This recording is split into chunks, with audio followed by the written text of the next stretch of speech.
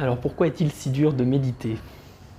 Vous avez sûrement des bonnes intentions, vous avez sûrement conscience que méditer c'est bien, que ça va vous faire du bien, vous avez peut-être déjà expérimenté les bienfaits de la méditation, mais malgré tout, malgré le fait que vous sachiez ça, au bout de 15-20 minutes, vous ouvrez les yeux et vous partez faire autre chose que vous semblez plus important que cette méditation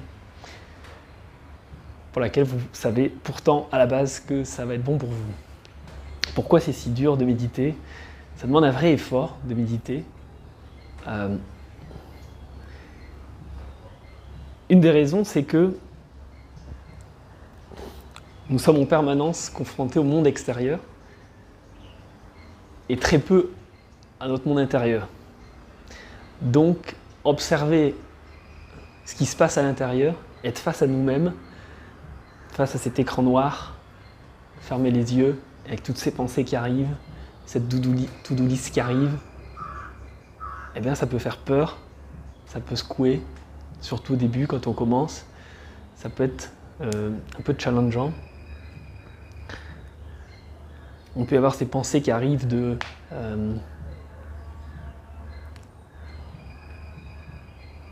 c'est marrant, c'est quand on commence à méditer, à fermer les yeux, qu'on se dit « Ah tiens, j'ai ça à faire, j'ai ci à faire », des inspirations qui arrivent, des pensées qui arrivent, des idées de création de telle ou telle chose,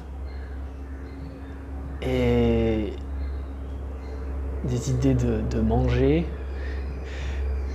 Et il y a tout ça qui arrive, il y a toutes ces grosses pensées qui arrivent et qui nous empêchent, qui nous sortent de cette méditation et qui nous empêchent de méditer. Alors pourquoi ça arrive? Et ça arrive à tout le monde. Moi je suis passé par là au début, je veux partager mon parcours, comment je me suis mis à méditer. Alors, j'ai commencé au début avec YouTube, avec des vidéos, des méditations guidées, où on n'est pas juste en silence, sans guidance.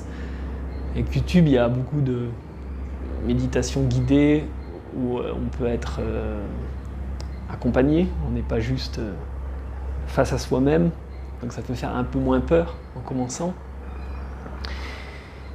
Mais malgré tout, malgré ça, il y avait toutes ces tentations extérieures qui étaient là et qui m'attrapaient. Je méditais évidemment dans une maison, mon lieu de vie, qui n'était pas un contexte méditatif, avec toutes ces tentations, le frigo, l'ordinateur, voilà, ces choses à faire. Et donc ça n'a pas marché beaucoup. Enfin, au début, voilà, j'avais cette volonté, j'avais un thérapeute qui m'avait dit « il faut que tu médites au moins 1 heure par jour ». Et j'avais du mal, quoi. Au bout de 25 minutes, j'ouvrais les yeux. Et puis pour s'y remettre, quand on ouvre les yeux, c'est fini. Si on a l'intention de méditer 1 heure, ça y est, on est en contact avec des objets visuels. Très dur de s'y replonger. Et donc du coup, moi je suis passé par la méthode forte. Je suis passé par une retraite en silence, en immersion. En gros, j'ai pas le choix. J'ai signé pour 10 jours. Bon, ma première retraite s'est transformée en 17 jours parce que j'ai prolongé, mais initialement je venais pour 10 jours. En plus, j'avais payé. C'était pas Vipassana à l'époque, donc Vipassana c'était gratuit, sur donation. Et là, j'avais payé. Donc quand on paye, encore, en plus, quand on paye, on y va, quoi. On n'abandonne pas. Donc j'ai pas abandonné, j'y suis allé. Et moi, il m'a fallu cette méthode forte, un peu qui secoue dès le départ, pour me donner ensuite un élan pour pouvoir ensuite continuer sur cette lancée. Voilà, mais j'avais besoin de cette push pour me lancer dans l'énergie, méditation. Voilà. Mais c'est très dur, ça demande un vrai effort. Il peut aussi y avoir des pensées, si on est très actif, on est dans le monde, on travaille, comme c'est le cas de la plupart des gens. On travaille, on a un boulot, on a une activité. D'avoir ces pensées, de se dire je suis bien j'ai bien d'autres choses plus intéressantes, plus productives à faire. Donc la méditation, bon, ça passe en second plan. Je fais une autre vidéo sur les bienfaits de la méditation. Donc toutes ces choses-là, on se dit, oh, c'est pas si important. Alors en fait, ça peut être la source de la base d'une vie bien plus productive et agréable et harmonieuse, le fait de méditer. Mais quand on ne médite pas, on n'a pas cette conscience, on n'a pas ressenti les bienfaits que ça peut apporter, donc on est dans cette ignorance des bienfaits que ça peut apporter. Voilà, donc ça peut être des choses auxquelles on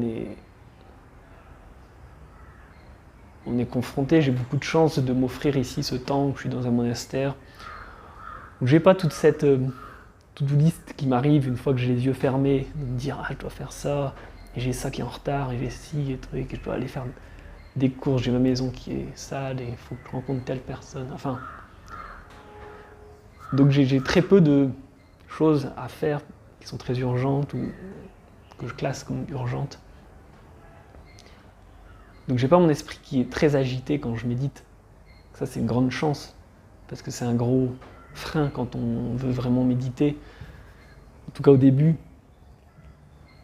Et ce qui peut rassurer, c'est qu'une fois qu'on a commencé à enclencher le mécanisme, la méditation, il faut que ça devienne un automatisme, il faut que ça soit comme prendre votre café le matin où vous brossez les dents, il faut que ça soit la première chose que vous faites dès que vous vous levez. Voilà. Sans excuse, quoi. Voilà.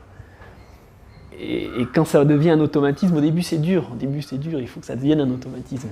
Au début on a du mal, on n'a pas envie, on n'a plutôt envie de prendre un café, cappuccino, un voluto.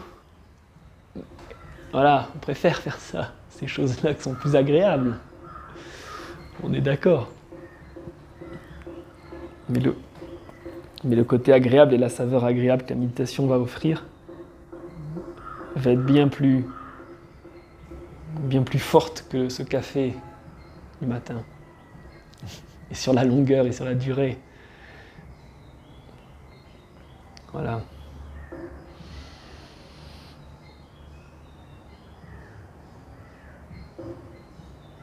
Donc je ne sais pas si c'est une méthode qui fonctionnera pour vous, mais moi là j'ai dû passer par... Maintenant je pratique Vipassana. Donc il y a des cours partout dans le monde. On est accompagné, on est guidé. C'est progressif. C'est quand même hardcore. C'est 10 jours. 10 heures par jour.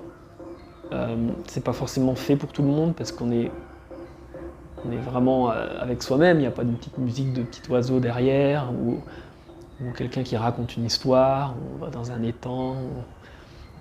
On est vraiment face à soi-même, mais je rencontre aussi beaucoup de personnes pour qui ça marche, pour qui c'est la première fois, ils n'ont jamais fermé les yeux pour méditer, et ils se retrouvent à un cours Vipassana, et ils survivent, et ça change probablement leur vie, en tout cas ça donne un élan, ça leur donne un élan pour ensuite continuer dans cette lancée. Voilà, donc je ne sais pas si ça fonctionnera pour vous, mais moi je suis passé par là. Et je vous encourage grandement à